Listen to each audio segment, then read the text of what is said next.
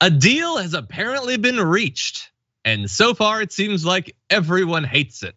I mean, Biden likes it. It's gonna raise the debt ceiling, and he thinks that it's a huge coup for him. Some of his defenders, I'm sure on CNN and MSNBC, are pretty happy about it. I hear Morning Joe's a fan, but I have some problems with a few things included in it. And some people I don't agree with on literally anything in politics, hate it just as much as me. So this is gonna be a fun story.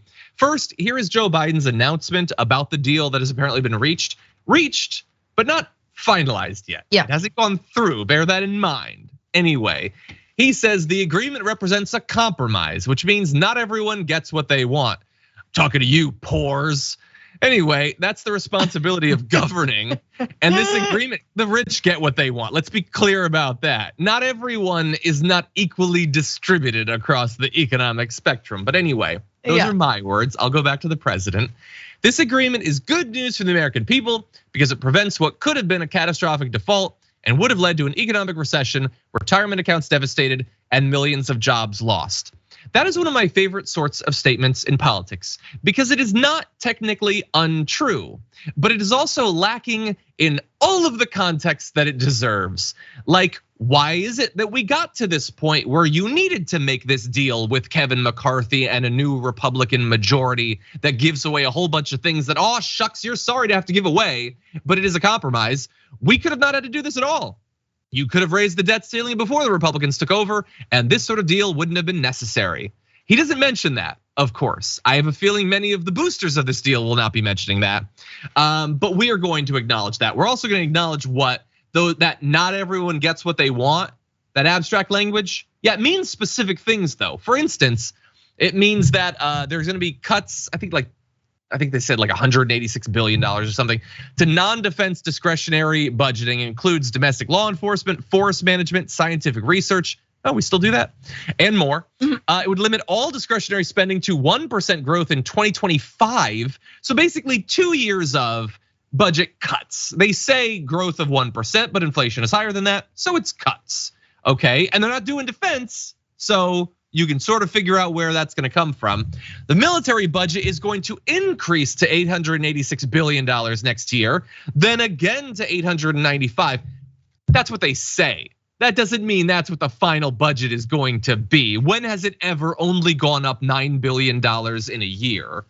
So Biden gets to say this is a win because it's 2 years of budget cuts rather than the 10 that the Republicans had been looking for. Okay, so we're gonna get into some of the other specific stuff that doesn't have to do with budget cuts or increases. But what do you think about this so far?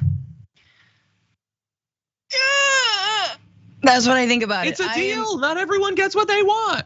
You can't always get what you want. He should have just done that. It would have been better. But if you're rich sometimes, yeah, exactly. You just might find. Yeah.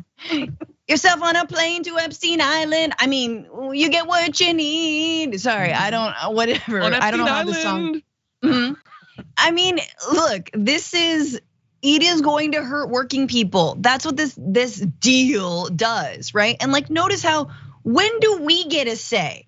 And I guess we get a say through our Congress people, and we will see whether they will vote this through. We'll see whether Democrats get on board with this. But this means we know where the cuts are coming from, right? We understand that this is all about any programs that working people use, that poor folks use, any extra assistance, that's all going out the window. All that research that in the wake of the most massive global pandemic in however many generations, that's all gone. To say nothing of climate research and climate preparedness.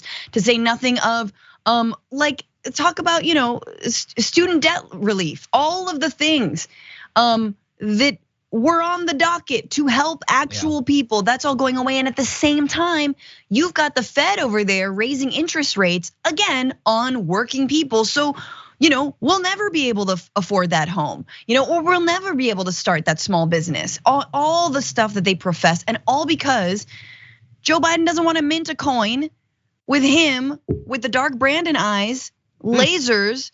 You don't want to mint $1 trillion coin? Are you kidding me? That's the first thing when I'm president, y'all. I'm minting a coin. It's gonna have my cat on it. all right? Chitty's gonna be on that goddamn coin. And then the second thing is, he doesn't wanna, the 14th Amendment, he doesn't wanna use that.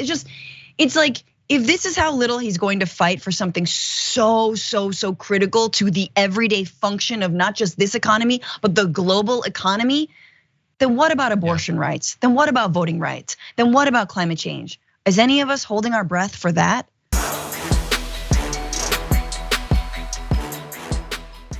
Check out the Damage Report podcast each day, wherever you get your podcasts, whether Pocket Casts or Stitcher or iTunes. You can join me as I give you the news and stories you want, with a range of co-hosts and interview guests jumping in on the fun each day. Again, that's the Damage Report, wherever you get your podcasts. And if you get them at iTunes, don't forget to rate and review. Sometimes I'll read them live on the show.